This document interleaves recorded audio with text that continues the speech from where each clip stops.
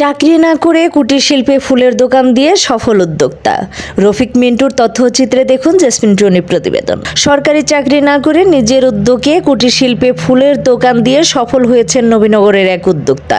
নবীনগর জাতীয় স্মৃতিসৌধের বিপরীতে মৃৎ ও কুটির শিল্পের এই ব্যবসায়ী তার সৃজনশীলতা কাজে লাগিয়ে ফুলের দোকানে ব্যবসা শুরু করেন। প্রাথমিকভাবে সীমিত মূলধন ও অভিজ্ঞতায় শুরু হলেও তার নান্দনিক ডিজাইন করা পণ্যগুলো ক্রমে জনপ্রিয় হয়ে ওঠে। বর্তমানে তার ব্যবসা থেকে স্থায়ী আয় হচ্ছে।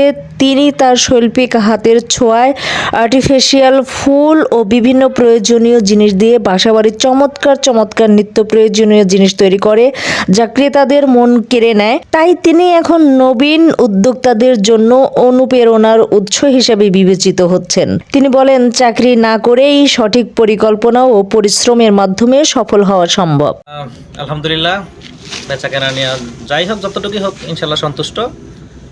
আর আছি সব মিলিয়ে মোটামুটি ভালোই, আলহামদুলিল্লাহ। বেচা কেনার পরিমাণ কিছুটা বাড়তি, কিছুটা বেশি আগের চাই, কিন্তু মানে বেনিফিটের পরিমাণটা কমে গেছে। কারণ এখন অনলাইন বিজনেসগুলো এসে আমাদের সহজলভ্যভাবে মানুষ পেয়ে যাচ্ছে, তো যার কারণে আমাদের এখানে কিছুটা আমরা চাপে আছি। তো সর্বোপরি সেল লেভেল ঠিক আছে, কিন্তু আমাদের বেনিফিটটা অনেকটা কমে গেছে। কারণ এই অনলাইনের সাথে প্রতিযোগিতা করতে গিয়ে আমাদেরকে অনেকটা লাভের পরিমাণ লভ্যাংশ কমাই দিতে হচ্ছে। একটু স্বাভাবিকভাবে একটু কমছে আর কি।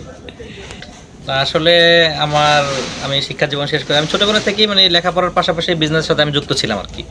বলতে পারেন যে এটা আমার একটা মেইন সাবজেক্টের মতো ছিল আর কি। আর পাশাপাশি লেখাপড়াটা চালাই গেছি, যে না লেখাপড়া না করলে তো গতানুগতিক সবার সাথে আমি তাল মিলিয়ে চলতে পারবো না। তো চাকরির পিছনে ওভাবে ছুটি নেই এবং আমার ভালো এক জায়গায় জব হয়েছিল। কিন্তু এমন একটা সময় যখন শেষ করছি, তখন সিদ্ধান্তহীনতায় ভুগতেছিলাম কি চাকরিতে যাব না বিজনেসটা আমার দাঁড়িয়ে গেছে, আমি কোথায় করব। তো মন সায় দিচ্ছে যে না, বিজনেসের সাথে রিলেটেড থাকো, এবং আমার আগে থেকে উদ্দেশ্য যে আমি একজন ভালো উদ্যোক্তা হব।